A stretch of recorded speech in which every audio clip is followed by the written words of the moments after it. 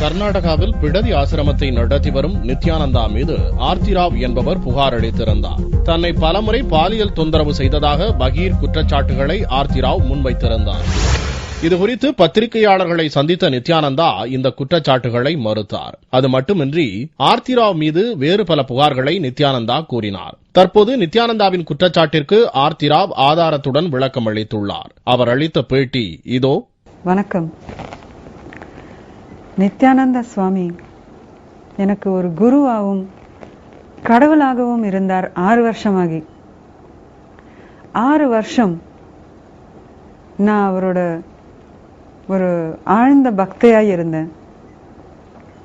அது மட்டும் இல்லாம நித்யானந்தா மிஷன்ல ஒரு வாலண்டியர் ஆகி ஆச்சாரியாவாகி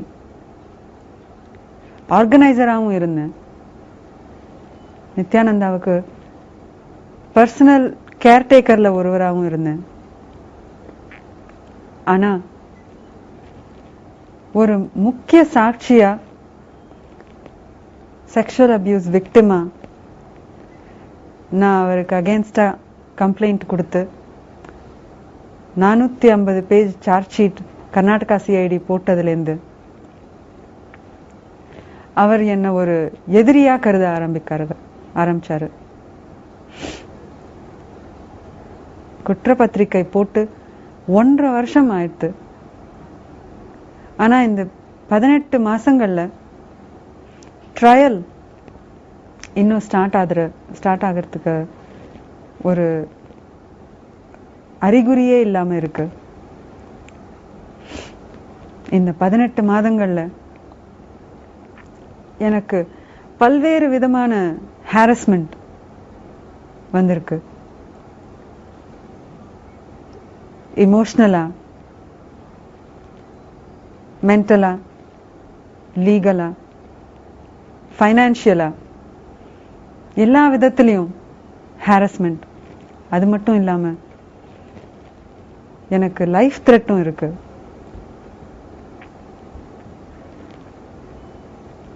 எனக்கு ஒரு ஒரு ஆழ்ந்த பயம் வர தொடங்கிருக்கு.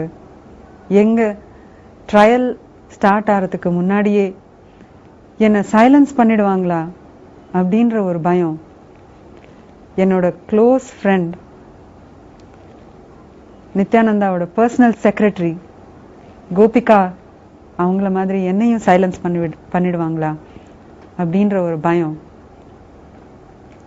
அதனால்தான் நான் இன்னைக்கு உங்க முன்னாடி வந்திருக்கேன். எனக்கு நடந்த உண்மையை சொல்லி, எனக்கு நடந்ததை தெரிஞ்சுண்டு நீங்களாவது நான் செஞ்ச தவறு செய்யாம இருக்கணும் அப்படிங்கிற ஒரே காரணத்துக்காக தான் இன்னைக்கு இங்க வந்திருக்கேன். நான் என் பேர் ஆர்த்திராவ். ஆனா சார்ஜ் ஷீட்ல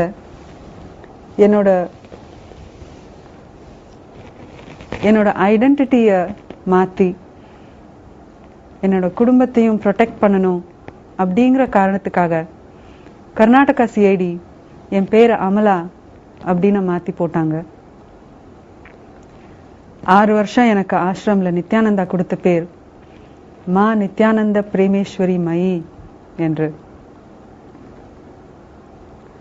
எனக்கு பலவிதமான ஹாரஸ்மெண்ட் அண்ட் த்ரெட் இருக்கிறதுனால இன்னைக்கு நான் உங்க முன்னாடி இதை போட்டு பேச வேண்டியதா இருக்கு.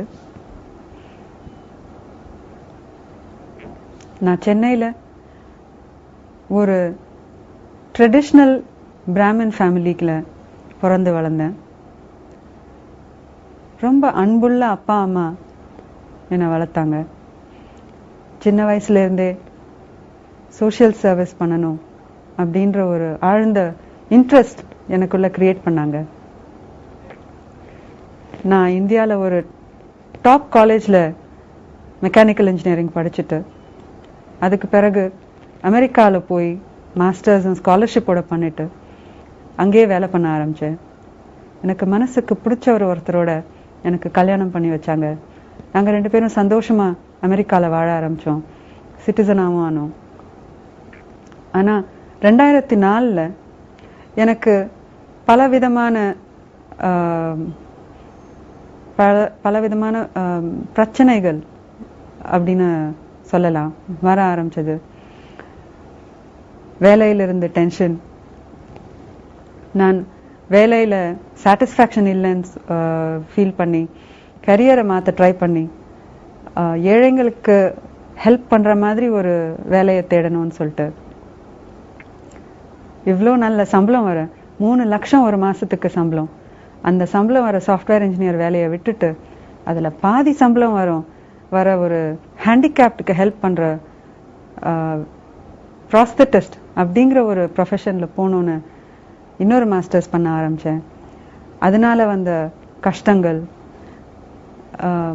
எந்த குடும்பத்திலையும் எந்த மேரேஜ்லயும் சின்ன சின்ன பிரச்சனைகள் இருக்கும். அந்த மாதிரி எனக்கும் என் ஹஸ்பண்டுக்கும் மன உளைச்சல் வர ஆரம்பிச்சது, மிஸ் அண்டர்ஸ்டாண்டிங்ஸ் வர ஆரம்பிச்சது.